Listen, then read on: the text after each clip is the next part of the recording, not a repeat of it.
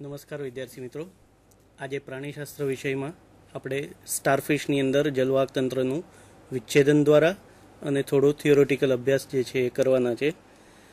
હું Rajiv Hardikar, PB science college Kapadvanj ખાતે છું અને મારી સાથે છે ડૉક્ટર મનોજભાઈ પટેલ, જીવશાસ્ત્ર વિભાગના અધ્યક્ષ છે, Gujarat arts and science college Ahmedabad ખાતે છે. પ્રાણીશાસ્ત્રની અંદર જલવાહક તંત્ર કોઈ પણ વિચ્છેદન આપણે કરવું હોય ત્યારે એની પહેલાં એની થિયોરેટિકલ થોડી માહિતી જો આપણને હોય તો આપણે એનું વિચ્છેદન જે છે એ વધુ સારી રીતે અને અસરકારક રીતે કરી શકીએ. કોઈ પણ પ્રાણીની આપણે વાત કરીએ ત્યારે સૌથી પહેલાં એનું સજીવ સૃષ્ટિમાં સ્થાન આપણે જાણવું પડે. એની માટે આપણે સૌથી પહેલાં જોઈએ તો એનું વર્ગીકરણ. આપણે જાણીએ છીએ એમ કે સૃષ્ટિ યુકેરિયોટામાં આવે, ઉપસૃષ્ટિ એની મેટાઝોઆ છે, વિભાગ એનો યુ મેટાઝોઆ છે, શૂળચર્મી સમુદાયનું છે કારણ કે શરીર પર ચૂનાયુક્ત કંટકો જેવી અથવા તો ચૂનાયુક્ત બહિર્કંકાલની હાજરી છે. ઉપસમુદાય એનો લ્યુથેરોઝોઆ છે. લ્યુથેરોઝુઅન્સ છે એ બધા મુક્તજીવી પ્રાણીઓ છે મોટાભાગના. શૂળચર્મીમાં બે પ્રકારના આવે, મુક્તજીવી અને સ્થાયી જીવન જીવનારા. વર્ગ જે છે એનો એસ્ટેરોઇડિયા છે.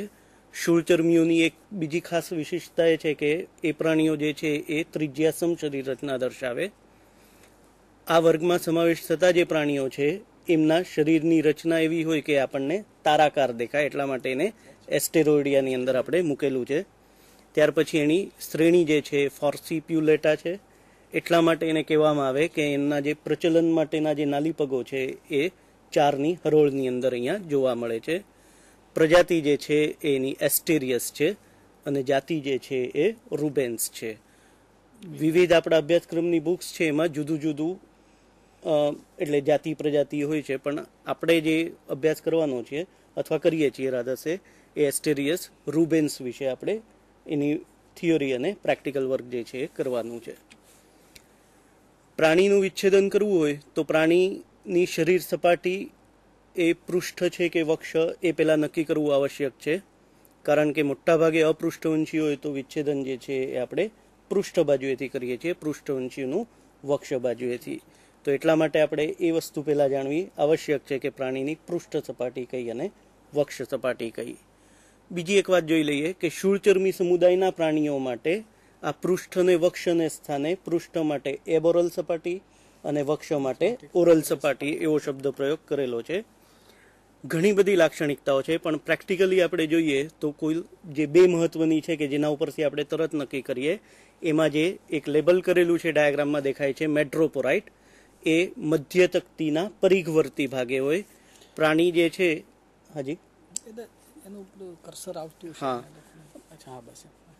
મેટ્રોપોરાઇટ જે છે એ પરિઘવર્તી ભાગે એક સફેદ કલરનો સ્પોટ જેવું દેખાય છે.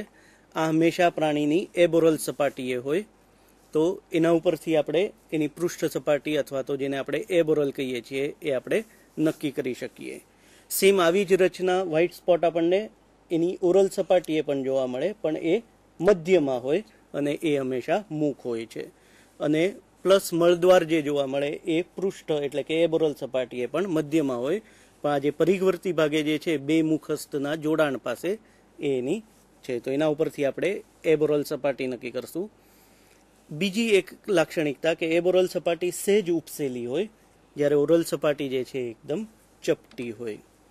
ઓરલ સપાટી હવે આપણે નક્કી કરી લઈએ તો જોશું તો દરેક મધ્યમાં જે છે એ આપણને અહીંયા આ ખાંચ જે છે એ જોવા મળે, અને આ બધી ખાંચ જ્યાં ભેગી થાય ત્યાં એક છિદ્ર જોવા મળે જે એનું મુખ છે, અને ત્યાંથી આ જે બધી ખાંચો છે એને ચરણાર ખાંચ, અંગ્રેજીમાં એને એમ્બ્યુલેક્રલ ગ્રુવ તરીકે ઓળખવામાં આવે. તો આના ઉપરથી આપણે પૃષ્ઠ અને વક્ષ એટલે કે એબોરલ અને ઓરલ સપાટી નક્કી કરી લીધી. અપૃષ્ઠવંશી પ્રાણી છે માટે વિચ્છેદન હંમેશા આપણે પૃષ્ઠ સપાટીએથી કરશું. એટલા માટે અહીંયા જે બતાડેલું છે આકૃતિમાં એ પ્રમાણે આ મેટ્રોપોરાઇટ છે. મેટ્રોપોરાઇટની બાજુમાંથી આપણે કટ મૂકવાની શરૂઆત કરશું, અને જેમ જેમ આ એરો આગળ વધે છે એ રીતે આ કટ જે છે એ આપણે એના દરેક મુખસ્થની માર્જિન એટલે કે કિનારી ઉપરથી મૂકતા જશું, અને ફરી પાછો કટ જે છે એ આ મેટ્રોપોરાઇટની બાજુમાં જ્યાં શરૂઆત કરી હતી ત્યાં પૂરો કરશું. મહત્વની વસ્તુ એ છે કે મેટ્રોપોરાઇટ કપાઈ ન જાય એ મહત્વનું છે. સેમ વસ્તુ આપણે અહીંયા પણ બતાડેલી છે. ત્યાર પછી બીજું સ્ટેપ જે આવશે આપણે એની અંદર આપણે એબોરલ સપાટીની જે શરીર દિવાલ છે એ આ મેટ્રોપોરાઇટની આસપાસનો જ થોડોક ભાગ બાકી રાખતા બાકીના બધા ભાગમાંથી આપણે શરીર દિવાલ જે છે એ દૂર કરવાની છે. શરીર દિવાલ આપણે દૂર કરશું એટલે આપણને નીચે જે છે એ પાચન માર્ગ અને બીજા બધા ભાગો દેખાશે. મુખસ્થમાં લંબાયેલો પાચન માર્ગ જે છે એ પાયલોરિક સિકા તરીકે ઓળખાય. વચ્ચે જઠર અને એ ભાગ છે એ કદાચ બહુ સ્પષ્ટ ન જોવા મળે. ઘણી વખત પ્રાણીએ ખોરાક લીધો એવા સમયે પકડાય તો એ આખું ડીકે થઈ ગયું હોય.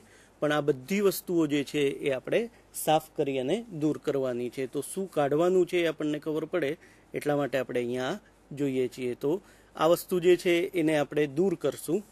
એ દૂર કરશું એટલે પછી આપણને જે છે એ આવું સ્પષ્ટ ચિત્ર ક્લિયર થશે. તો આટલા સ્ટેપ જે આપણે જોયા એમાં આ દરેક સ્ટેપ જે છે એ હવે આપણે પ્રેક્ટિકલી જોઈએ.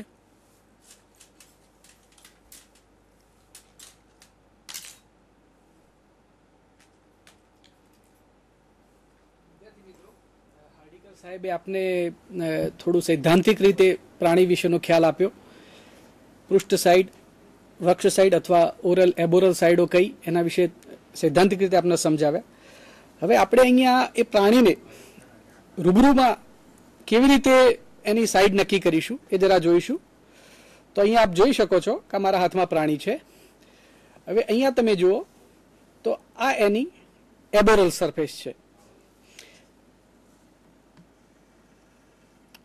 હા, હવે અહીંયા જુઓ વિદ્યાર્થી મિત્રો કે આ જે વ્હાઇટ સ્પોટ દેખાય છે આટલો આ ભાગે, બસ એ એનું મેડ્રીપોરાઇટ છે. એટલે જે જગ્યાએ આપને મેડ્રીપોરાઇટ દેખાય એ એની એબોરલ સરફેસ છે. બિલકુલ એને આપણે ઉલટાવી દઈએ આવી રીતે. તો અહીંયા આપણે જે પ્રમાણે સાહેબે કહ્યું એ પ્રમાણે અહીંયા 1, 2, 3, 4 અને 5 એમ 5 આખી એમ્બ્યુલેક્રલ ગ્રુવ્સ એકબીજાને અહીંયા જોઈન્ટ થાય છે એટલે મળે છે. એટલે ટૂંકમાં જ્યાં બધી ગ્રુવ્સ જ્યાંથી ઉત્પન્ન થાય છે એ એનો મુખનો ભાગ છે. મહત્વની વસ્તુ એ છે કે આ જે ભાગ છે એની ઓરલ સરફેસ, સામાન્ય રીતે વિદ્યાર્થીઓ જ્યારે પણ અમે વાયવામાં પૂછતા હોઈએ છીએ ત્યારે થોડા કન્ફ્યુઝ થતા હોય છે અને એવું કહે કે આમાં ઓરલ કઈ ને એબોરલ કઈ મોટે ભાગે નથી જલ્દી જવાબ આપી શકતા. તો ખાસ એ યાદ રાખવાનું કે જ્યારે પણ જે સાઈડ એનું મુખ આવેલું છે એ એની ઓરલ સરફેસ અને ઉલટી સાઈડ બિલકુલ આવી રીતે જ્યાં મેડ્રીપોરાઇડ આવેલી છે એ એની એબોરલ સરફેસ. આટલી એક જ વસ્તુ યાદ રાખવાની છે. આવું વારંવાર કહેવા છતાં પણ વિદ્યાર્થીઓ વારંવાર ભૂલ કરતા હોય છે ઓરલ અને એબોરલમાં. એટલે ખાસ યાદ રાખો વિદ્યાર્થી મિત્રો કે ક્યારે બી આવી ભૂલ ન થાય. હવે આપણે આજે ખાસ એનું તમારે પાચન તંત્ર તો એનું તમારે સિલેબસમાં નથી, જસ્ટ આપણે આજે એને જલવાહક તંત્ર એનું ડિસેક્શન એનું એટલે ઓપન કરીશું અને એને બતાવીશું. તો સાહેબે અગાઉ થિયરીમાં બતાવી દીધું કે કેવી રીતે એને ઓપન કરવું. હવે પ્રેક્ટિકલી આપણે અત્યારે જોઈશું કે પ્રાણીને કેવી રીતે ઓપન કરવું. હા, જો મિત્રો, સૌથી પહેલા તમારે એનું મેડ્રીપોરાઇટ લોકેટ કરવાનું છે. એને છોડીને બાકીની તમામ સરફેસ જે છે જ્યાં એની પેરીફેરી જાય છે તમારે માત્ર એને ફોલો કરવાની છે કટ આપતી વખતે. બીજું કશું જ કરવાનું નથી. અને કોઈ પણ ક્યારે આમાં ગભરાવા જેવું નથી કે ક્યારે આમાં કશું કંઈ કપાઈ જાય કે તૂટી જાય કે નુકસાન થાય એવું કંઈ હોતું જ નથી આમાં. ફક્ત તમારે એક માત્ર મેડ્રીપોરાઇડને સાચવવાનું છે. હવે જો એનું કટની હું શરૂઆત કરું છું તો સામાન્ય રીતે આપણે આ સાઈડે આવી રીતે પકડીશું એને. ત્યાર પછી એને કટ કેવી રીતે આપવો, તો બ્લેડની મદદથી તમને જે ફાવે, સિમ્પલ બ્લેડ પણ વાપરી શકો, આ ટાઈપની બ્લેડ પણ વાપરી શકો. અહીંયા બિલકુલ મેડ્રીપોરાઇડની પાસેથી અને એના જ્યાં એની સપાટી પૂરી થાય છે એ જ્યાં બેનું જંકશન છે જોઈનિંગ એ જગ્યાએ અહીંયા બિલકુલ તમે ફરીથી હું તમને બતાવું.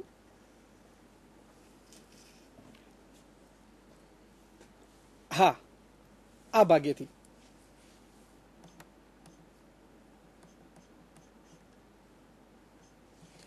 હા જો હા આ જગ્યાએથી બસ અહીંથી કટ આપવાની શરૂઆત કરીશું.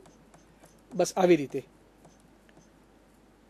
માત્ર તમારે એને પેરેલલ જ જવાનું છે, બીજું કશું જ કરવાનું નથી. આ ઉપરની સ્કીન ખાલી દૂર કરવાની છે આવી રીતે. બાજુની સાઈડ એટલે કે આ મુખસ્થ જે છે એમાં પણ આવી રીતે કટ આપવાનો છે. કટ ઊંડો જાય તો પણ કંઈ કપાઈ જવાની કોઈ ચિંતા નથી, ફક્ત સપાટીને સમાંતર જવાનું છે. આ એક આર્મ્સનું કટિંગ થઈ ગયું.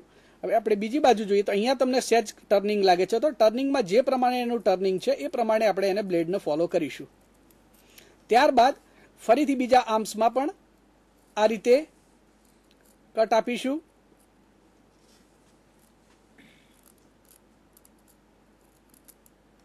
આ સાઈડેથી પણ કટ આપીશું.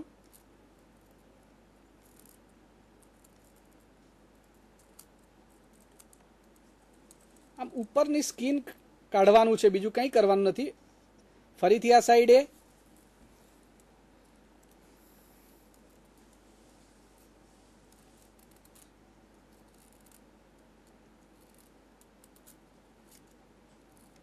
વળી અહીંયા આમ ટૂંકમાં એના 5 જે આર્મ્સ છે, સિવાય કે એનું મેડ્રીપોરાઇટ.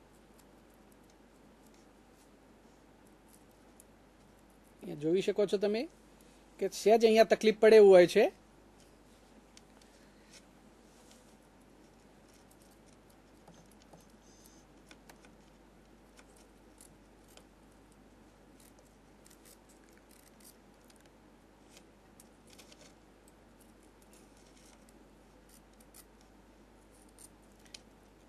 આ બાજુ પણ એવી રીતે.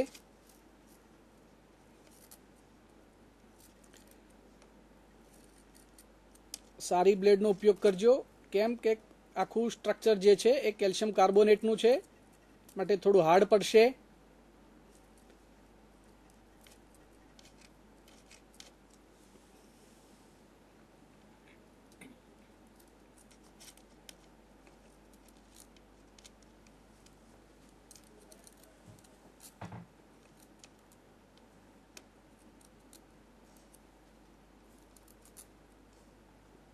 અહીંયા મેડ્રીપોરાઇટ છે. ફરીથી આપણો અહીંથી શરૂ કર્યું હતું કટ આપવાનું, આખું રાઉન્ડ મારી વળી પાછા અહીંયા આવીએ છીએ, એટલે ખાસ આટલો ભાગ સાચવી લેવાનો છે.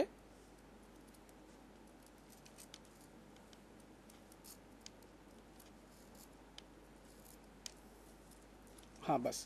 અને આની ફરતે મેડ્રીપોરાઇટની ફરતે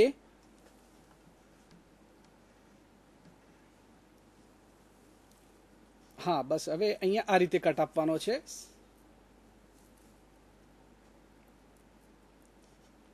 જો બ્લેડથી ન ફાવે તો કાતરનો પણ તમે ઉપયોગ પાછળથી કરી શકો છો,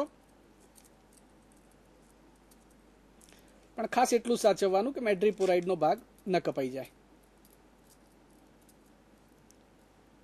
બહુ ઊંડો કટ મેડ્રીપોરાઇટની આસપાસ નહીં આપવો, કેમ કે ત્યાં સ્ટોન કેનાલ આવેલી હોય છે. આમ જો મિત્રો, તમામ કટ બધી બાજુઓનો કટ આપી દીધો છે. હવે આપણે આ ઉપરની જે સ્કિન છે એને દૂર કરીશું. તમારે ફોરસેપથી લઈ અને હવે ડીશમાં આપ મૂકી શકો છો.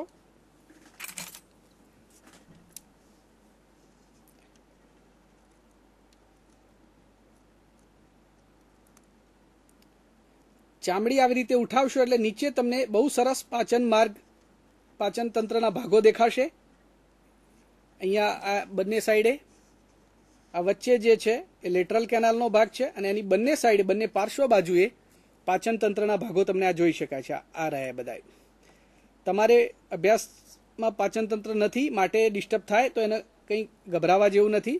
વળી પાછા બીજા આર્મ્સનું આવી રીતે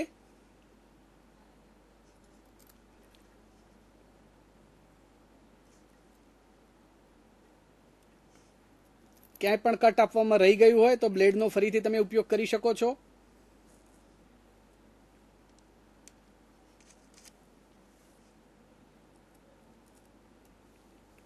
એંગ્યુલર સીઝરથી પણ તમે કટ આપી શકો, જ્યાં વળાંક છે ત્યાં આવી રીતે એનો ઉપયોગ કરી શકો છો.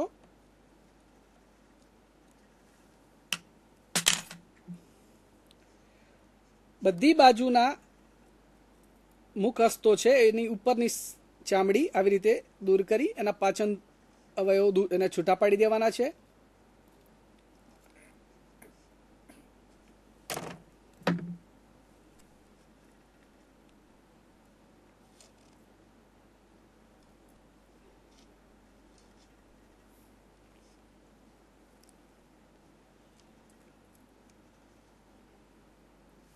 એક પછી એક બધા જ તમે જોઈ શકો છો આખું જ સ્ટારફિશનો જેવો શેપ છે બિલકુલ સ્કિન પણ એ શેપમાં જ દૂર થશે.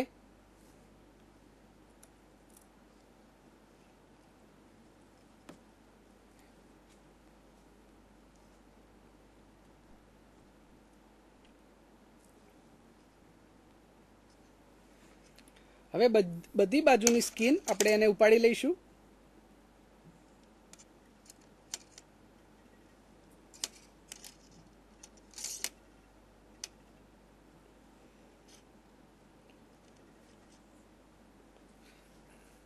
અહીંયા જો મેં આ ઉચકી લીધી બધી સ્કિન એટલે તમને નીચે પાચન અવયવો દેખાય છે, પાચન તંત્રના ભાગો એ આપ જોઈ શકો છો. આ ભાગ આપણે એને દૂર કરી દઈશું. માત્ર આપણે સાચવવાનું ક્યાં છે? માત્ર મેડ્રીપોરાઇડ પૂરતું જ. આવી જગ્યાએ કોઈ કટ ન વાગ્યો હોય તો આપ કાતરનો ઉપયોગ કરી એને કાપી શકો છો.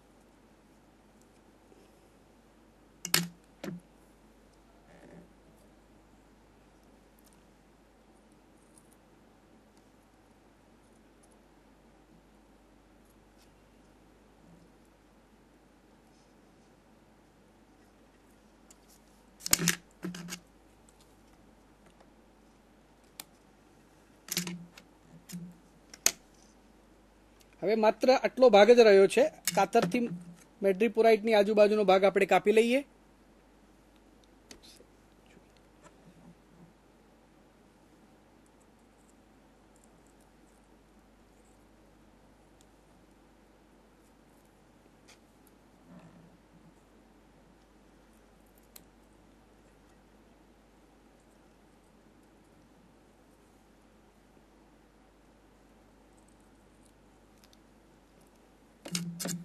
હવે આપ જોઈ શકો છો આ તમામ સ્કિન આપણે આવી રીતે દૂર કરી શકીએ છીએ. બસ આને આપણે નાખી દઈશું બાજુમાં. અહીંયા જોઈ શકો છો કે આ બધા જ પાચન તંત્રના ભાગો છે. આ બધા બિલકુલ પાચન તંત્રની નીચે જલવાહક તંત્ર આવેલું હોય છે. એટલે આપણે અહીંથી પાચન તંત્રના તમામ ભાગો ધીમે રહીને આપણે કાઢી લઈશું.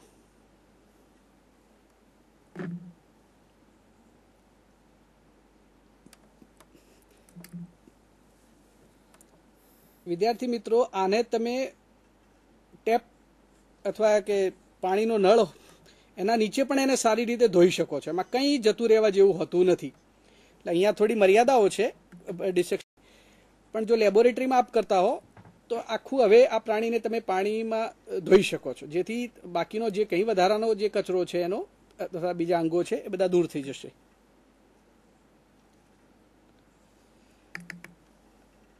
આ દરમિયાન આપણે અહીંયા એનો સૈદ્ધાંતિક રીતે પણ આગળ સ્લાઇડ જોઈ શકીએ છીએ કે કાપ્યા પછીનું કેવું દેખાતું હોય છે.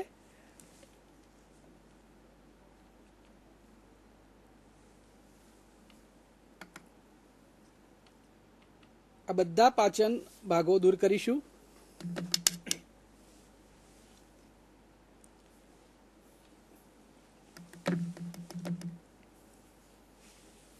પાચન માર્ગ દૂર કર્યા પછી હવે આપણને એ ડાયાગ્રામમાં સ્પષ્ટ દેખાય છે. એમાં આ જે એરો બતાડેલો છે આ અહીંયા મેડ્રીપોરાઇડ છે.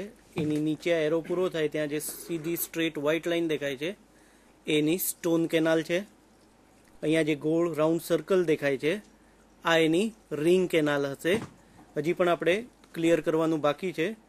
ત્યાર પછી આ બે મુખસ્થ જ્યાં છૂટા પડે એ જે વી આકારનો જે ખાંચ પડે એ દરેક ખાંચની ઉપર અહીંયા આગળ આપણને પોલિયન વેસિકલ્સ જે છે એ જોવા મળશે.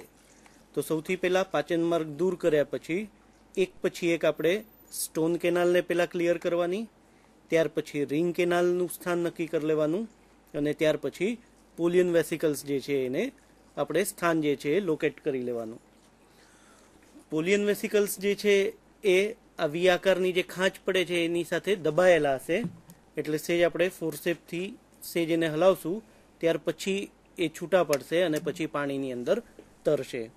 મોટાભાગે જે પાયલોરિક સિક્કા છે એના જેવું જ દેખાશે, પણ પાયલોરિક સિક્કા પીળાશ પડતા કલરના હોય. આ જે છે બદામી કલરના હશે. એટલે એ નીકળી ગયા હશે કે એવું કોઈ તમારે ડર રાખવાની જરૂર નથી. અને બીજું મહત્વનું કે એ સ્ટારફિશની જાતિ પ્રમાણે એની સંખ્યા છે એ 0 થી માંડી અને 5 સુધી ગમે તે હોઈ શકે. એટલે દરેક વખતે એ કેટલી છે એ એટલે અલગ અલગ હોઈ શકે છે. અને મોટા ભાગે જે વિસ્તારમાં સ્ટોન કેનાલ અને મેટ્રોપોરાઇટ હોય એ બાજુએ પોલિયન વેસિકલ્સ જે છે જનરલી જોવા મળતા નથી. તો આટલી વસ્તુ જે છે એ હવે ફરી પાછી આપણે પ્રેક્ટિકલી જોઈશું. મિત્રો જો અહીંયા હવે આપણે સ્કિન એની દૂર કરી દીધી છે અને થોડા એના પાચન અવયવો જો હતા એ પણ દૂર કરી દીધા છે. એટલે હવે તમને થોડું ક્લિયર થશે પિક્ચર. આ એનો મેડ્રીપોરાઇટનો ભાગ છે. હજુ એની આસપાસ થોડી સ્કિન છે, ચામડી છે, એટલે આપણે ચામડી દૂર કરીશું સાચવીને. આ ધીરજનું કામ છે. આમાં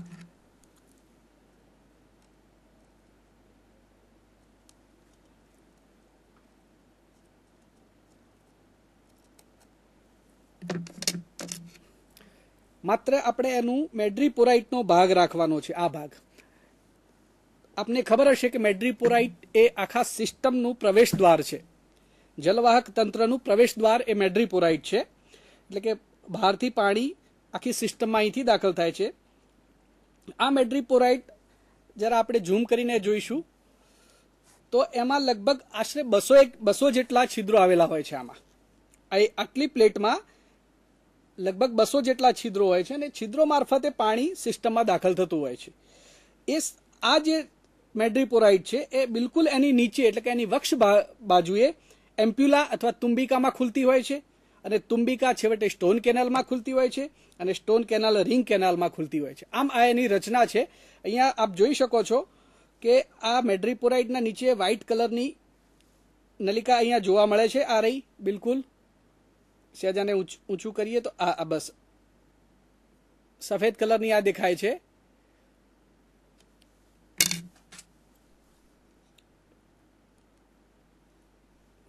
આ એની સ્ટોન કેનાલ છે. આ રહી. હંમેશા એટલું યાદ રાખવાનું કે સ્ટોન કેનાલ ન તૂટી જાય એ પ્રમાણે કટ આપવાનો. માટે ઊંડો કટ અહીંયા નહીં આપતા, સુપરફિશિયલ ઉપરથી જ માત્ર કાપી લેવાનું છે. અહીંયા તમે જો આ એનો મુખનો ભાગ છે. હવે ક્લિયર દેખાય છે. આ એની એબોરલ સરફેસનો જે ભાગ છે અને એનો મુખ છે.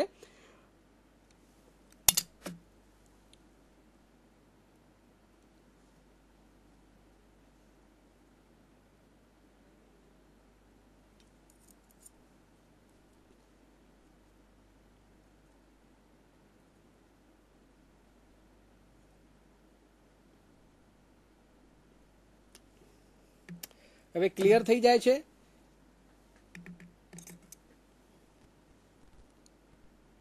હજુ પણ આપ જોઈ શકો છો કે થોડા ઘણા અંશે અહીંયા પાચન અવયવોના ભાગો એના અહીંયા જોડાયેલા છે. એટલે જેટલો વધુ વોશ આપશો એટલું આ ક્લિયર થઈ જશે. આમાં કશું જ જતું રહેવાનું કે તૂટી જવાનો એવો કોઈ ભય રહેતો નથી. આપણે ફરીથી એને થોડો પાણીનો વોશ આપીએ ઊંચેથી.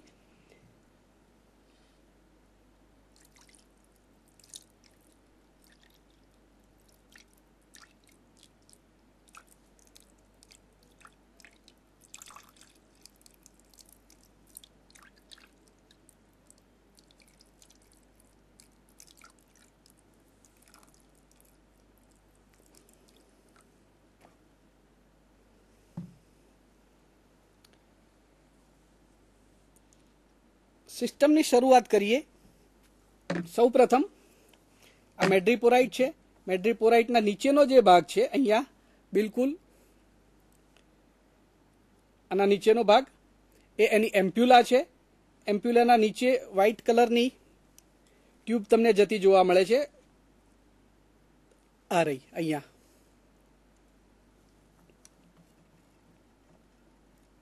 આ રહી બસ. આ જે નીડલ એનો ટીપ છે આ એની સ્ટોન કેનાલ છે. સ્ટોન કેનાલ અહીંયા રિંગ કેનાલમાં ખુલે છે. આ બિલકુલ રિંગ કેનાલ છે. ફરતે રાઉન્ડ છે. અહીંયા તમને આ તરતા કેટલીક રચનાઓ જોવા મળે છે. એક આ રહી આ રચના આપ જોઈ શકો છો. આ એ પોલિયન વેસિકલ્સ છે. એવી રીતે બીજી પણ આ રચના છે. અહીંયા આ રહી. આ પણ પોલિયન વેસિકલ્સ છે. આ પણ પોલિયન વેસિકલ્સ છે. આ પોલિયન વેસિકલ્સ છે. એક આ રચના રહી, એ પણ પોલિયન વેસિકલ્સ છે. આમ અહીંયા જાતિ વાઇઝ પોલિયન વેસિકલ્સની સંખ્યા 0 થી માંડી 5 સુધીની હોઈ શકે છે. આપણા અભ્યાસક્રમમાં જે છે એ એસ્ટેરિયસ રૂબેન છે અને એમાં સામાન્ય રીતે પોલિયન વેસિકલ્સની સંખ્યા 4ની હોય છે. તો 4 4 અહીંયા આપ ગણી શકો છો. આ પહેલો છે, આ બીજો છે, અહીંયા આ ત્રીજો છે અને આ ચોથો છે. સામાન્ય રીતે જે બાજુએ મેડ્રીપોરાઇટ આવેલું હોય છે ત્યાં એકાદ ઓછો હોય છે, એટલે કે 4 કુલ 5ની જગ્યાએ આમાં 4 હોય છે. સાથે સાથે અહીંયા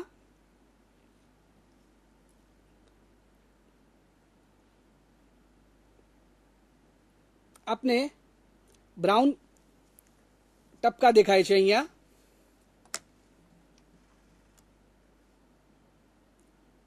આની ટીડ્સમેન્સ બોડી છે. એક આ ટપકું અને બાજુમાં આ રહ્યું. આ બંને એક અને બે દરેક બાજુએ અહીંયા પણ જુઓ, અહીંયા એક આ રહ્યું, એક આ રહ્યું. અહીંયા પણ આપ જોઈ શકો છો. કુલ ટીડ્સમેન્સ બોડીની સંખ્યા આ જાતિમાં 9 હોય છે. દરેક બે આમ છે એની વચ્ચે છે, એક જોડ અથવા બેની સંખ્યામાં. પણ જે બાજુ સ્ટોન કેનાલ આવેલી છે ત્યાં માત્ર એક જ ટીડ્સમેન્સ બોડી આવેલી હોય છે. એટલે બે અહીંયા, બે અહીંયા, બે અહીં અને અહીંયા 8 વત્તા 1 એમ 9 આવેલી હોય છે. જે બ્રાઉન કલરના ટપકા દેખાય છે એના બધા ટીડ્સમેન્સ બોડીના છે. જ્યારે આ જે ફુગ્ગા જેવી લટકતી અવસ્થા છે, તરતી અવસ્થાઓ, એ એના પોલિયન વેસિકલ્સ છે. હવે મિત્રો આપણે ખાસ બીજું જે જોવાની મહત્વની વસ્તુ છે એ જ્યારે પણ સ્ટોન કેનાલ જે છે એ રિંગ કેનાલમાં ખુલતી હોય છે. એટલે આટલો જે ભાગ છે આ એનો રિંગ કેનાલનો છે. અહીંયા આ રિંગ કેનાલનો ભાગ છે. રિંગ કેનાલ દરેક આમમાં અથવા દરેક હસ્તમાં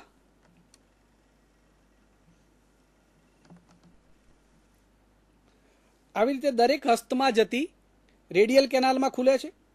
આ દરેક અહીંયા પણ અહીંયા આપ જોઈ શકો છો કે આ રેડિયલ કેનાલ જે છે એ એની આજુબાજુ કેલ્શિયમ કાર્બોનેટનું કવચ ચારે બાજુ આવેલું હોય છે. એટલે સામાન્ય રીતે જેમ કરોડ સ્તંભ હોય, કરોડ સ્તંભ, અને એની અંદર જેમ કરોડ રજ્જુ આવેલું હોય, દરેક કશેરુકાની અંદર માંથી પસાર થતું હોય, એમ અહીંયા પણ એની રચના તમે જુઓ તો બિલકુલ તમે કરોડ સ્તંભ જેવીને સાથે સરખાવી શકો એવી રચના હોય છે.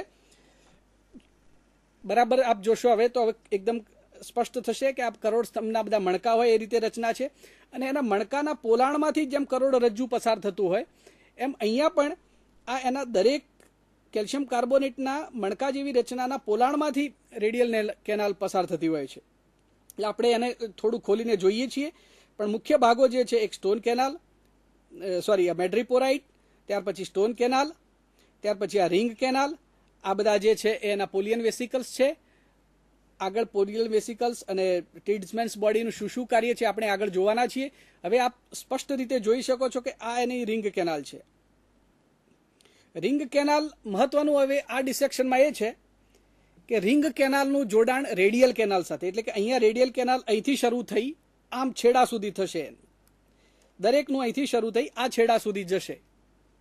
અહીંયા અહીંથી શરૂ કરી અહીંયા. ખાસ બતાવવાની વસ્તુ એ છે કે રિંગ કેનાલનું જોડાણ એના રેડિયલ કેનાલ સાથે ક્યાં થાય છે. એના માટે આપણે આ જે ભાગ છે એનો જંકશનનો ભાગ એ થોડો ઘસીશું તો ત્યાં તમને રેડિયલ કેનાલ જોવા મળશે.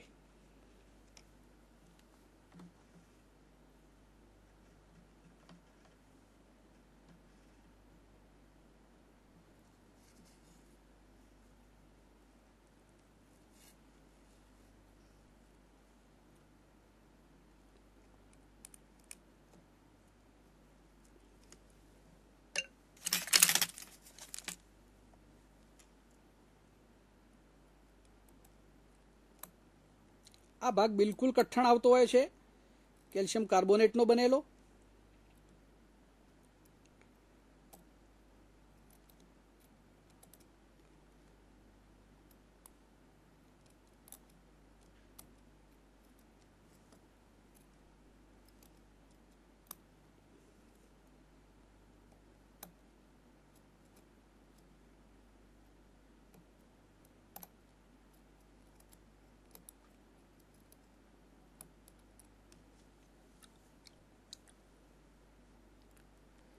હવે જોઈ શકો છો અહીંયા આ ભાગ ખુલ્લો થતો જાય છે ધીમે ધીમે.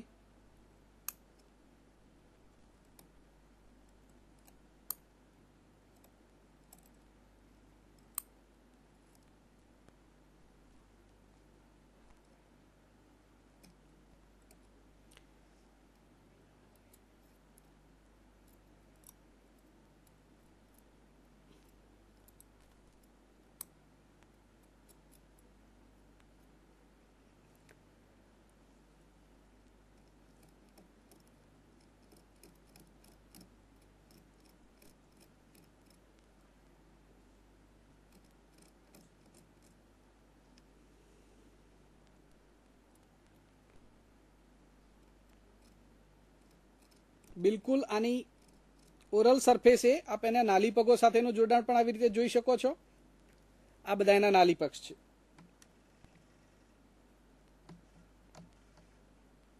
આ બધા જે છે એ એના નાલી પગ છે. ટ્યુબ ફીટ આપણે જેને કહીએ છીએ, એટલે ટ્યુબ ફીટ સાથે એનું લેટરલ કેનાલ સાથે જોડાણ થયેલું હોય છે. એટલે પણ આ ટ્યુબ ફીટ એની ઓરલ સરફેસે આવેલા છે. આ બધા રહ્યા.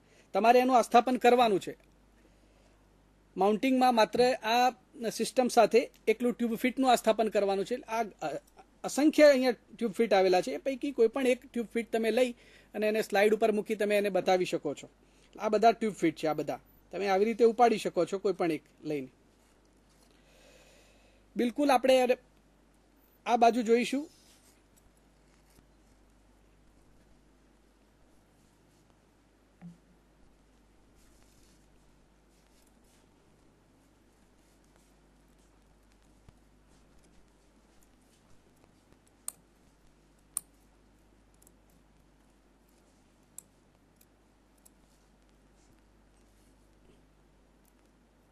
તો હવે રેડિયલ કેનાલ કેવી રીતે આવેલી છે એ આપણે અહીંયા જોઈ લઈએ સ્લાઇડ ઉપર કે એનું જોડાણ ક્યાં છે. સાહેબે હમણાં જે રીતે પ્રેક્ટિકલી બતાડ્યું એ જ રીતે આ જે એરો લગાવેલો છે ત્યાં આગળ આ દરેક એમ્બ્યુલેક્રલ ગ્રુવ એટલે કે ચરણાર ખાંચની ઉપરનો જે કંકાલનો ભાગ છે એ છેડે સેજ ફૂલેલો હોય. એ ફૂલેલા ભાગને પેરિસ્ટોમિયલ ઓસિકલ તરીકે ઓળખવામાં આવે. એને સાહેબે જે રીતે બતાવ્યું એ રીતે ફોર્સેપથી દબાવી અને આપણે દૂર કરશું. એ દૂર કરશું એટલે આપણને આ રીતે અહીંયા રેડિયલ કેનાલ જે છે અને રિંગ કેનાલ એ આપણને ક્લિયર દેખાશે.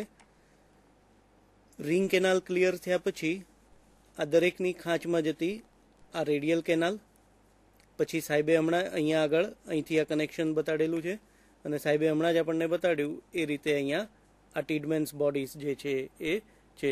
તમને એકદમ વધુ ક્લિયર ખ્યાલ આવે એટલા માટે આપણે આ રીતનું બતાડેલું છે. એકચ્યુઅલી તમારે આખું આ અલગ પાડી અને અલગથી બતાવવાની જરૂર નથી. ખાલી તમારે અંદર કેવી રીતે દાખલ થાય છે એ જ બતાડેલું છે. અને અહીંયા પોલિયન વેસિકલ્સ જે છે એ આપણે વધુ સારી રીતે જોઈ શકીએ એટલા માટે નીચે બ્લેક પેપર ગોઠવેલો છે, જેથી કરીને આપણને ફુગ્ગા જેવા પોલિયન વેસિકલ્સ જે છે એ આપણે ક્લિયર જોઈએ. તો ફરી પાછું આપણે જોઈએ તો જ્યાં આગળ આપણે આ લોકેટ કર્યું હતું ત્યાંથી અહીંયા આ જે રેડિયલ કેનાલ પાસનો જે છેડાનો ભાગ છે એને પેરિસ્ટોમિયલ ઓસિકલ્સ કહેવાય. એને આપણે ફોર્સેપથી તોડશું. અહીંયામાં આ સામે દૂર કરેલા જ છે ઓલરેડી, એટલે અહીંયા આગળ જેટલી ક્લિયર આપણને રિંગ કેનાલ દેખાય છે એટલી અહીંયા હજી આ દૂર નથી કર્યું માટે અહીંયા આપણને દેખાતી નથી. તો જેમ અહીંયા ક્લિયર દેખાય છે એવી જ રચના આ ભાગ આપણે દૂર કરશું ત્યારે અહીંયા પણ દેખાય છે. તો એ સરે હમણાં જ આપણે કરી અને બતાડેલું છે.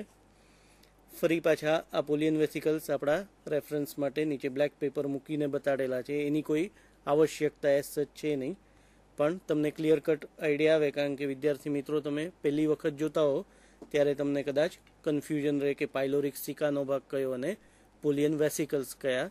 તો એ ખ્યાલ આવે એટલા માટે અહીંયા બતાડેલું છે. તમારે આવી કોઈ રીતે કાગળ મૂકીને બતાવવાની આવશ્યકતા નથી. અને અહીંયા આગળ આ સિસ્ટમમાં આખી રિંગ કેનાલ, એના આ ટાઇડમેન્સ બોડીઝ, આ એની સાથેની આ રેડિયલ કેનાલ, બે રેડિયલ કેનાલ આપણે અહીંયા ક્લિયર કરીને તમને બતાડેલી છે. લેટરલ કેનાલ જે છે એ જેવી ડાયાગ્રામમાં આપણને જોવા મળશે એટલી સ્પષ્ટ પ્રેક્ટિકલી જોવા મળશે નહીં, કારણ કે બહુ જ ટૂંકી હોય અને તરત જ એની સાથે નાલી પગો જે છે એ જોડાયેલા હોય. તો એટલા માટે લેટરલ કેનાલ આપણને બહુ સ્પષ્ટ જે છે એ જોવા મળશે નહીં. તો જેવી રીતે થિયોરોટિકલી આપણે જે ડાયાગ્રામ જોઈએ છીએ એવું આપણને જોવા મળશે નહીં. તો ફરી પાછું આપણે આ સ્ટેપ એકવાર રિપીટ કરી લઈએ કે ફરી પાછું પહેલાં આપણે જોયું હતું એ રીતે કે ચામડી દૂર કરી, મેટ્રોપોરાઇટનો ભાગ બાકી રાખ્યો, ત્યાર પછી પાચન માર્ગ દૂર કર્યો,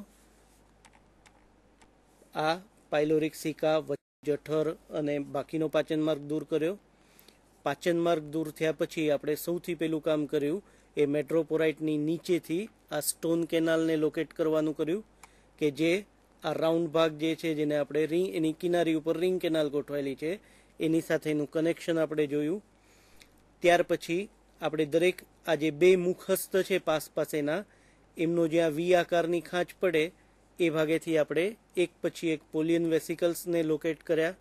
આપણા અભ્યાસક્રમમાં જે સ્ટારફિશ છે, એસ્ટેરિયસ રૂબેન્સ, એની અંદર પોલિયન વેસિકલ્સની સંખ્યા 4 હોય છે કે જે આપણને હમણાં જ આપણે જોઈ. ત્યાર પછી ત્રીજું કામ હવે નેક્સ્ટ સ્ટેપની અંદર આપણે જોવાના હતા એ કે આ દરેક એમ્બ્યુલેક્રલ ગ્રુવ જે છે એનો આ જે કંકાલ ઘટકનો છેડાનો ભાગ છે જેને આપણે પેરિસ્ટોમિયલ ઓસિકલ્સ કહીએ છીએ, એ ઓસિકલ્સના ભાગને ફોર્સેપથી હમણાં સાહેબે આપને બતાડ્યું એ રીતે ધીમે ધીમે આપણે દૂર કરશું. એ દૂર થશે એટલે શરૂઆતમાં આપણને રિંગ કેનાલ દેખાશે. અહીંયા આ ભાગમાં આપણે ઓલરેડી દૂર કરેલું છે માટે અહીંયા આપણને સ્પષ્ટ રિંગ કેનાલ દેખાય છે. અહીંયા આગળ હજી એ વસ્તુ કરવાની બાકી છે. અને ત્યાર પછી આશરે આટલો વિસ્તાર જે છે એની અંદર 1 બાય 1 આ જે આડી જે રીજીસ છે અથવા તો આ જે ઉપસેલા ભાગ છે એને આપણે તોડશું એટલે આ દરેક અહીંયા સુધીની આપણને રેડિયલ કેનાલ જે છે એ ક્લિયર થશે. તો આ ખાંચની અંદરથી રેડિયલ કેનાલ કેવી રીતે પસાર થાય છે અને કેવી હોય છે એ આપણે અહીંયા આગળ જોઈએ છીએ. તો કમ્પ્લીટ રિંગ કેનાલ છે. અહીંયા મેટ્રોપોરાઇટ છે. મેટ્રોપોરાઇટને રિંગ કેનાલને જોડતી આ જે રચના છે એની સ્ટોન કેનાલ છે.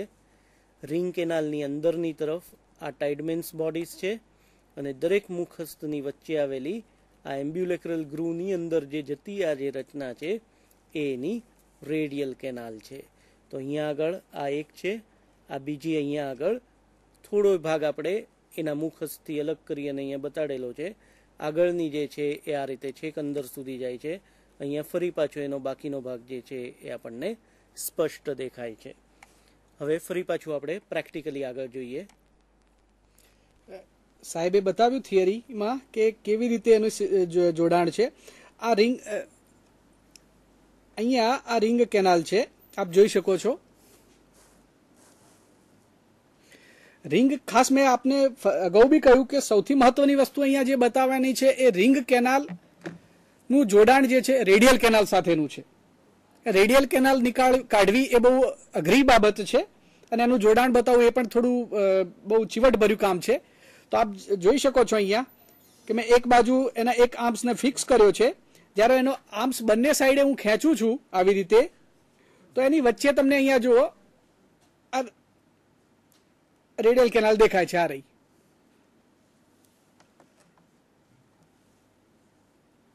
આ રેડિયલ કેનાલ છે. આ રહી, એનો તમને વાય શેપ ક્લિયર કટ દેખાશે.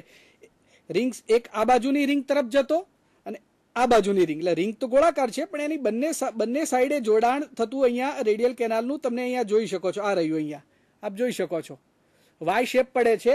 એ સાબિત કરે છે કે એનું રેડિયલ કેનાલનું જોડાણ રિંગ કેનાલ સાથે થયેલું છે.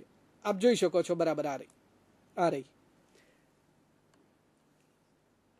આ છેક સુધી અહીંથી શરૂ કરી બિલકુલ એના ટર્મિનલ એન્ડ એટલે કે છેક આ છેડા સુધી અહીંયા સુધી રેડિયલ કેનાલ આવેલી હોય છે. અહીંયા આપ એને સહેજ ખેંચીને બહાર કાઢવી હોય તો આપણે એને કાઢી શકીએ છીએ આવી રીતે. જો આ રહી વચ્ચે, બંને આર્મ્સની વચ્ચે આપ જોઈ શકો છો. આ રહી, આ રેડિયલ કેનાલ છે. દરેક રેડિયલ કેનાલ, જે 5 રેડિયલ કેનાલો પૈકી પ્રત્યેક રેડિયલ કેનાલ એની પાર્શ્વ બાજુએ, એટલે કે બંને પાર્શ્વ બાજુએ એક એક નાની નાની કેનાલ આપે છે. આપ જોઈ શકો છો અહીંયા.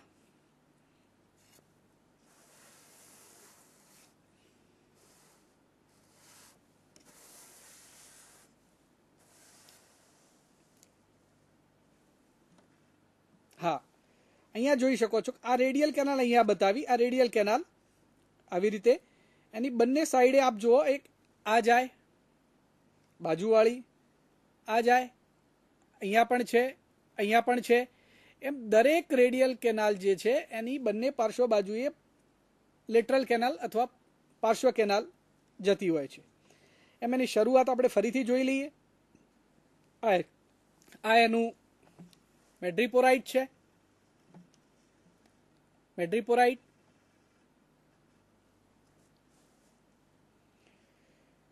નીચે એની સ્ટોન કેનાલ છે. સ્ટોન કેનાલનું જોડાણ એની રિંગ કેનાલ સાથે થયેલું છે. રિંગ કેનાલમાંથી 5 હસ્તમાં રેડિયલ કેનાલ જતી હોય છે. અહીંયા આપ જોઈ શકો છો, આ બહાર આવી છે. અને પ્રત્યેક રેડિયલ કેનાલની બંને પાર્શ્વ સાઈડે અહીંયા આપણે જોયું હમણાં જસ્ટ આ રીતે એ એના લેટરલ કેનાલ છે. અને ખાસ 2 મહત્વના અંગો કે જે આ સિસ્ટમમાં આવેલા છે એ એક તો પોલિયન વેસિકલ્સ આ રહ્યા, તરતા અવસ્થામાં હોય છે. આ પોલિયન વેસિકલ્સ છે, આ રહ્યો, આ એનો પોલિયન વેસિકલ્સ છે. અને આ બ્રાઉન કલરના જે ટપકા છે 2, આ અહીંયા પણ છે, એવી રીતે સામેની સાઈડે પણ અહીંયા છે. અહીંયા એ રીતે આપ અહીંયા 2 ટપકા છે, એક આ ટપકું રહ્યું, એક આ ટપકું રહ્યું. બંને આપ જોઈ શકો છો ફરીથી જરા, એક ટપકું આ અને બાજુવાળું આ ટપકું, એટલે 2 છે, 1 અને 2. એવી રીતે દરેક જગ્યાએ તમે જુઓ તો ગણી શકો છો. 2 અહીંયા છે, 2 અહીંયા છે, 2 અહીંયા છે.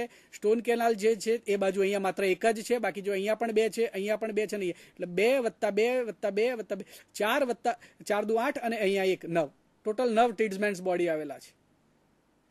આમ આખી સિસ્ટમમાં આ બધા જ અવયવો અહીંયા પૂરા થાય છે. પ્રેક્ટિકલી આપણે અહીંયા જોયું. હવે થિયરીની દ્રષ્ટિએ થોડું જોઈ લઈએ કે કોઈ પણ અંગનું શું શું કાર્ય છે, એની રચના કેવી છે, એના વિશે થોડું સાહેબશ્રી આપને બતાવશે. સૌથી પહેલા આપણે એક ડાયાગ્રામ જોઈ લઈએ. એ છે એની જલવાહક તંત્રનું. જલવાહક તંત્ર આપણે જાણીએ છીએ કે શૂળચર્મીનું આ પ્રાણી છે, સંપૂર્ણપણે સમુદ્રના પાણીની અંદર રહેતું છે. રચનાત્મક રીતે એ યુમેટાઝોઅન્સ છે, તો દરેક પેશીકોષ જે છે એ માધ્યમના સીધા સંપર્કમાં આવે એ આવશ્યક છે, તો જ એ પોતાની જૈવિક ક્રિયાઓ કરી શકે અને એના વડે વિવિધ તંત્રો અને અંતે આખું પ્રાણી જે છે પોતાનું અસ્તિત્વ જાળવી શકે. તો એટલા માટે અહીંયા સિસ્ટમ એવી છે કે જેથી માધ્યમનું પાણી જે છે એના શરીરમાં એક ચોક્કસ માર્ગેથી પ્રવેશે અને પ્રવેશ કર્યા પછી એ શરીરના વિવિધ ભાગોમાં એવી રીતે પસાર થાય કે જેથી મહત્તમ અંગો અને ભાગો જે છે એ માધ્યમના પાણીના સીધા સંપર્કમાં આવે. કારણ કે કોઈ પણ સજીવ છે એ મહદઅંશે પોતાની આસપાસના પર્યાવરણની ઉપર જે છે એ આધાર રાખે છે ચોક્કસ દ્રવ્યોની અને ઘટકોની આપલે માટે. તો અહીંયા આપણે આ જે એરો બતાડેલો છે એ પાણીનો પ્રવેશ દ્વાર બતાડે છે. માધ્યમનું પાણી એ આ મેડ્રોપોરાઇટ દ્વારા એ શરીરમાં દાખલ થાય. ત્યાંથી આ સ્ટોન કેનાલ કે જે મહદઅંશે એસ આકારની હોય, જેમાં આપણી શ્વાસનળી એ ખૂબ જ પાતળી હોય અને એ એકદમ કોલેપ્સ ન થઈ જાય માટે એને સપોર્ટ આપવા જેમ અંદર કાર્ટિલેજ એટલે કે કાસ્થીની બનેલી જે રિંગ હોય છે, સેમ એવી જ રચના અહીંયા પણ આ જે ટ્યુબ છે એને સપોર્ટ આપવા માટે, એસ આકારની ટ્યુબને સપોર્ટ આપવા માટે કાસ્થીની બનેલી આવી તકતીઓ હોય, તો જેના દ્વારા આ જે ટ્યુબ છે એ સતત ખુલ્લી રહે. માધ્યમનું પાણી અહીંથી પ્રવેશી એ અહીંયા આવે, ત્યાંથી આ જે ફરતી આખી ગોળ જે છે એ રિંગ કેનાલમાં જાય. પ્રત્યેક રિંગ કેનાલમાંથી એ જે તે તરફની આ રેડિયલ કેનાલ અને આ પોલિયન વેસિકલ્સની અંદર જાય. રેડિયલ કેનાલમાં પ્રવેશ્યા પછી પાણી જે છે એ જે તે તરફના લેટરલ કેનાલમાં થઈ અને અંતે જે છે એ નાલીપગની અંદર જતું જોવા મળે. નાલીપગો જે છે એ સ્થિતિસ્થાપક રચના છે અને પરિણામે એ મહદઅંશે પાણી જે છે એ જ્યારે ભરાય ત્યારે એ ફૂલે છે અને એ જે છે એ પાણીનું એ રીતે જલ્દ દાબ, એને હાઇડ્રોસ્ટેટિક પ્રેશર કહીએ છીએ, એ મેન્ટેન કરે છે. અને એ જે આપણે વાદળીઓમાં જોવા મળતું નલિકા તંત્ર છે એના કરતાં આ સહેજ વધારે સુવિકસિત આપણે કહી શકીએ, કારણ કે અહીંયા આગળ પાણીના દબાણનું નિયમન એ આ નાલી પગો દ્વારા કાં તો પાણી ગ્રહણ કરીને અથવા પાણીને દૂર કરીને એ વસ્તુ જે છે એ નિયમન જે છે એનું શક્ય બને છે. જ્યારે વાદળીઓમાં આપણે ખ્યાલ છે કે નલિકા તંત્રમાં ચોક્કસ માર્ગે પાણી આવે છે અને ચોક્કસ માર્ગેથી પાણી બહાર નીકળી જાય છે. જ્યારે અહીંયા આગળ રચના એવી છે કે જેથી કેટલી માત્રામાં પાણી જલવાહક તંત્રમાં ભરાયેલું રહે, કેટલા સમય રહે, અને એ રીતે હાઇડ્રોસ્ટેટિક પ્રેશર જે છે એને મેન્ટેન કરી શકાય છે. તો આ પાણીના અભિસરણનો અથવા તો વહનનો આખો માર્ગ આપણે અહીંયા આગળ બતાડેલો છે. ત્યાર પછી આપણે જોઈએ એના વિવિધ ભાગો અને લગતા કયા કયા પ્રશ્નો આપણને પૂછાઈ શકે એની આપણે જરા ચર્ચા કરી લઈએ. મોટાભાગે પહેલો પ્રશ્ન એવું જ હોય છે કે એનું વૈજ્ઞાનિક નામ શું છે. આપણે જાણીએ છીએ, હમણાં જ આપણે સાહેબે પણ વાત કરી કે આપણા અભ્યાસક્રમમાં છે એનું નામ એસ્ટેરિયસ રુબેન્સ છે. ત્યાર પછી એનો સમાવેશ કયા સમુદાયમાં થાય અથવા કયા વર્ગમાં થાય. જે પ્રાણીનું આપણે વિચ્છેદન કરતા હોઈએ એનું વૈજ્ઞાનિક નામ આવડવું જ આવશ્યક છે. સજીવ સૃષ્ટિમાં એનું સ્થાન આપણને ખ્યાલ હોવો, આ બે વસ્તુ એકદમ આવશ્યક છે અને ઈચ્છનીય છે. એટલે મોટાભાગે પહેલા બે પ્રશ્નો જે છે એ આ જ પ્રકારના પ્રેક્ટિકલ વખતે વિદ્યાર્થીઓને પૂછવામાં આવે. ત્યાર પછી જે તંત્ર આપણે જોઈએ છીએ એનું સ્થાન શું છે, પછી એના વિવિધ કયા કયા ભાગો આવેલા છે, એ ભાગો જે છે એનું પણ આપણને ખ્યાલ હોવો જે છે એ આવશ્યક છે. ત્યાર પછી દરેક ભાગ જે છે એનો શું ભાવ છે, એનું શું કાર્ય છે અથવા શું ફાળો છે એ પૂછવામાં આવે. અને બીજું ખાસ આ સ્ટારફિશ માટે, કારણ કે ત્રિજ્યાસમ બાયરેડિયલ સિમેટ્રી બતાડે છે એટલા માટેની શરીર સમમિતિ કેવી છે એ પણ એક પ્રશ્ન જે છે એ આપણને પૂછાઈ શકે. હવે આપણે સાહેબને ફરી પાછું જોઈએ આગળ. થોડું વધુ આપણે ક્લિયર કરી શકીએ એટલા માટે આપણે અહીંયા ફરીથી બતાવું છું કે રિંગ કેનાલ મહત્વનું, મેં અગાઉ પણ કહ્યું કે સૌથી મહત્વની જે વસ્તુ છે એ રિંગ કેનાલનું જોડાણ રેડિયલ કેનાલ સાથેનું છે. એટલે જે વાય શેપ પડે છે અને આખી રિંગ ક્લિયર કેવી રીતે દેખાય છે એ જોવાનું છે. તો ફરીથી આપ જરા ધ્યાન કેન્દ્રિત અહીંયા કરો મિત્રો, કે આ જુઓ એકદમ પારદર્શક જે દેખાય છે,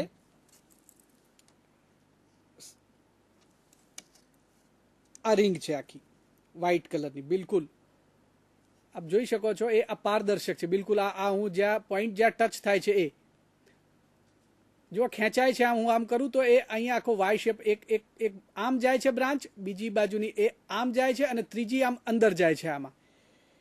એટલે અહીંયા બિલકુલ આ તમને અહીંયા આખી રિંગ પણ ટ્રાન્સપરન્ટ, સેમી ટ્રાન્સપરન્ટ કલરની હોય એવી આ રિંગ પણ ક્લિયર દેખાય છે.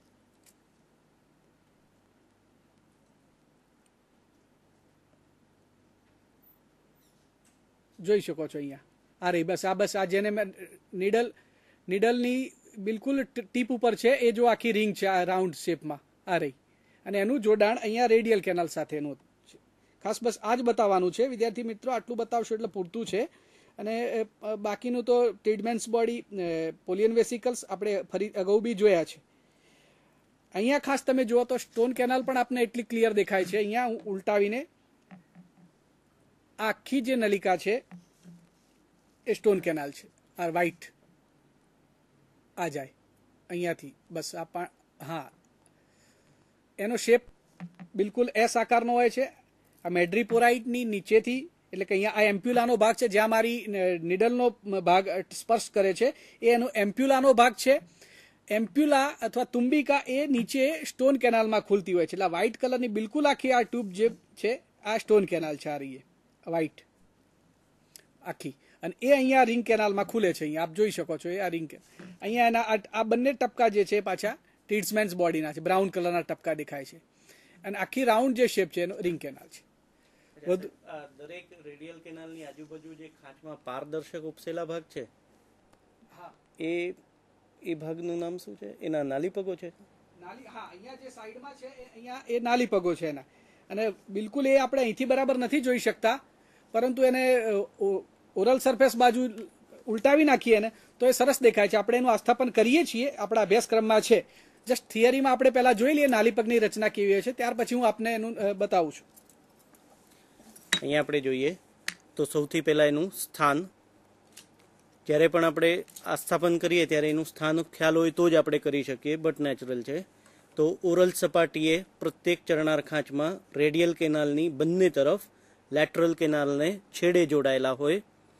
જાતિ પ્રમાણે લેટરલ કેનાલ 2 કે 4ના સમૂહમાં હોય એ રીતે દરેક લેટરલ કેનાલના છેડે એની સંખ્યા 2 થી 4ની જોઈ શકાય.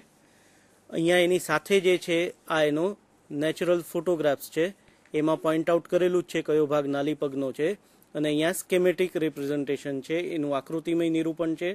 પ્રત્યેક નાલી પગમાં 3 મહત્વની ભાગ હોય. આ તુંબિકા, સાંકડો ભાગ જે છે એને નલિકા અથવા પોડિયમ, અને નીચે જે છે એ ચૂષક છે. હવે આપણે પ્રેક્ટિકલી જોઈએ કેવી રીતે આ નાલી પગ આપણે માઉન્ટ કરવું. મિત્રો જો અહીંયા પ્રાણીને મેં ઉલટાવી દીધું છે, એટલે કે એની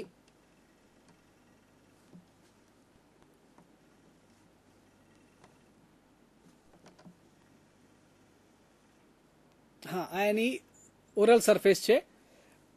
એનો આર્મ્સ આપણે છૂટો પાડી દઈએ તો બિલકુલ એની ગોઠવણી કેવી છે બોડી સાથેની એ જોઈ શકાય છે. હવે આને હું સહેજ આમ ઉલટાવું તો જો આ એની ગોઠવણી બતાવશે આપને.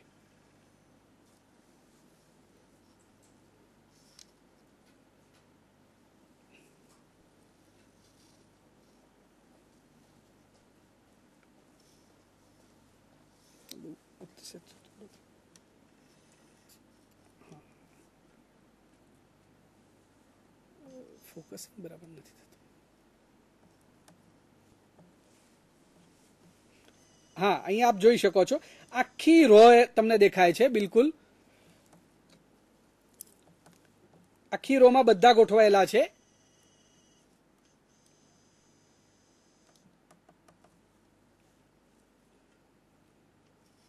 અહીંયા એ પૈકી કોઈ એક તમે લઈ શકો છો અને એને આસ્થાપન તમે સ્લાઇડ ઉપર મૂકી ઇઓસીન મૂકી કરી શકો છો. અહીંયાથી કોઈ પણ આ લઈ લો, એક આવી રીતે ઉપાડી લેવાનો છે. આખો એ તકતી સાથે નીચે જોડાયેલો છે.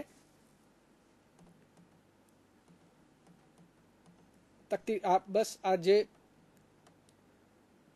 આપ જોઈ શકો છો એને આપણે સ્લાઇડ ઉપર મૂકી શકીએ છીએ. એને ફરીથી આખી રો છે. રોમાંથી કોઈ પણ એક તમે પસંદ કરી શકો છો. એના મૂળમાંથી, એના બેઝથી તમે એને ફોરસેપની મદદથી લઈ શકો છો. આવી રીતે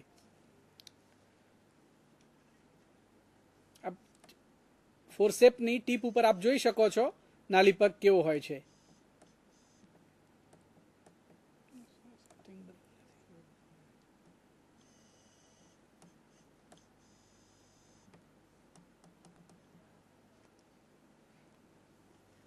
આને આપણે સ્લાઇડ ઉપર મૂકીએ છીએ. હવે આપ જોઈ શકો છો સ્લાઇડ ઉપર એની એક રચના કેવી દેખાય છે.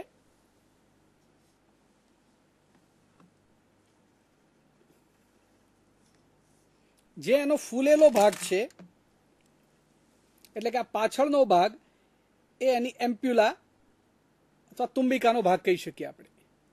જ્યારે સાંકડો જે ભાગ છે અહીંયા એ એની નલિકા, અને સૌથી આગળનો ટીપ છે એની આ અહીંયા ટીપ એ એનો ચૂષક છે. અહીંયા ફરીથી આ બીજો પણ છે. અહીંયા આ એનો એમ્પ્યુલાનો ભાગ છે.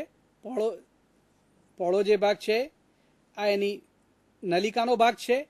બિલકુલ છેડો એટલે મુક્ત છેડો જે એનો છે એ એનો ચૂષક છે અથવા શકર છે, એને આપણે કહી શકીએ છીએ.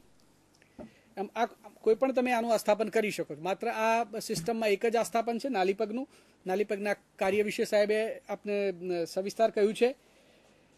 અચ્છા, બીજી એક વાત સાહેબ, આપણે વિદ્યાર્થી મિત્રો મોટા ભાગે એવી ભૂલ કરતા હોય છે કે કોઈ પણ આસ્થાપન કરવાનું હોય ત્યારે ઘણી વખત એવું બને કે જે તંત્ર આપણને પૂછેલું છે એ તંત્ર કદાચ ડિસ્ટર્બ થતું હોય. તો એવા સમયે વિદ્યાર્થીઓ ખાસ ધ્યાન રાખે કે પહેલા તંત્ર બતાવી દે. મોટાભાગે સૂચના એવી આપવામાં આવે કે વિચ્છેદન અને આસ્થાપન બંને સાથે બતાવવું. પણ જો આપણને એવો ભય હોય કે આસ્થાપન કરતી વખતે જે તંત્ર છે ડિસ્ટર્બ થવાનું છે કે તૂટી જવાનું છે, તો એવા સમયે પહેલા તંત્ર બતાવી દે અને ત્યાર પછી આસ્થાપન કરે, જેથી કરીને એમને માર્ગ ગુમાવવાનો વારો ના આવે અથવા તો એવું કોઈ પ્રશ્ન ઉપસ્થિત ન થાય. પરીક્ષકો જો તમે એ રીતે બતાવો તો એ 100% એ રીતે જુએ છે, એટલે એવો ભય રાખવાની કોઈ જરૂર નથી. એવું પહેલા સિસ્ટમ બતાવી દો, સાથે આસ્થાપન તૈયાર હોય તો આપ બતાવી શકો છો. તો મારા ખ્યાલથી આપને કેવી રીતે વિચ્છેદન કરવું એનો બહુ ક્લિયર કટ હવે આઈડિયા આવી ગયો હશે. પ્રેક્ટિસથી જ આપણે એમાં પરફેક્શન આવે. એટલે તમે લોકો પ્રેક્ટિસ કરશો, જ્યારે પણ પ્રાણી તમને મળે ત્યારે એનો પૂરો ઉપયોગ કરવો એવી ખાસ સૂચના અને ગંભીરતાથી એને લેવું. સામાન્ય રીતે ઇનવર્ટિબ્રેટ જ્યારે પણ પ્રાણી હોય તો પ્રાણી પોતે સાઇઝમાં નાનું હોવાથી બટ નેચર છે કે એના અંગો અંતસ્થ અંગો પણ એટલા નાના જ હોય અને એની સિસ્ટમ એ પ્રમાણે નાની હોવાથી થોડી કેરની તો જરૂર પડે છે. જો વર્ટિબ્રેટ પ્રાણી હોય તો એ સરળ પડે છે, પણ ઇનવર્ટિબ્રેટ થોડું અઘરું પડે છે. પણ થોડી સાર સંભાળથી કામ કરો તો તમને રિઝલ્ટ મળે છે. અને ખાસ તો મેઇન વસ્તુ એ છે કે એના કોઈપણ પ્રાણીનું ડિસેક્શન કરો તો એ ડિસેક્શન કરતાં પહેલાંના એના બેઝિક કોન્સેપ્ટ ક્લિયર રાખો. સામાન્ય રીતે એક્ઝામિનર પહેલાં એમ જ પૂછતા હોય છે કે ભાઈ આ ઇનવર્ટિબ્રેટ છે કે વર્ટિબ્રેટ, તો મોટાભાગના વિદ્યાર્થીઓ એમાં પછી બહુ કન્ફર્મલી કહેતા નથી હોતા અને પછી નથી મજા આવતી એમ. એટલે ટૂંકમાં એ પહેલાં તમે એનું રાઉન્ડ અબાઉટ જે કંઈ ક્વેશ્ચન છે એ તૈયાર કરો આજુબાજુના, અને જે કંઈ હોય આત્મવિશ્વાસથી જવાબ આપો. કારણ કે વાયવાના પણ મોટાભાગના આખી તમારી ઇમ્પ્રેશન વાયવા ઉપર પણ હોય છે. ડિસેક્શન એ તો કેવું છે કે ઘણીવાર નિષ્ણાતો કરે તો પણ ક્યારેક એ સક્સેસ ન જાય એવું બને. કેટલીક વાર પ્રાણીની પોતાની પ્રોબ્લેમ હોય, ડીકે થઈ ગયેલું હોય કે જૂનું હોય પ્રાણી, તો એવું બની શકે છે. એટલે એટલીસ્ટ જે તંત્ર કરવાનું હોય એની થિયરી આવડવી જોઈએ, તો જ કઈ વસ્તુ ક્યાં છે એનો એમને લોકેશન ખ્યાલ હોય તો જ આપ વિચ્છેદન કરી શકો છો. એ મારા ખ્યાલથી મને એવું લાગે છે કે આજે જે પ્રેક્ટિકલી તમે જોયું અને થિયોરેટિકલ આસ્પેક્ટ પણ જોયો, તો મોટાભાગના તમારા જે કંઈ પણ પ્રશ્નો છે એ હલ થઈ ગયા હશે. એટલે દરેકને પરીક્ષા નજીક જ આવે છે, એટલે ખૂબ ખૂબ હાર્દિક શુભેચ્છાઓ, અને આશા છે કે તમને આમાંથી ઘણો ફાયદો જે છે એ ચોક્કસપણે થશે. નમસ્કાર.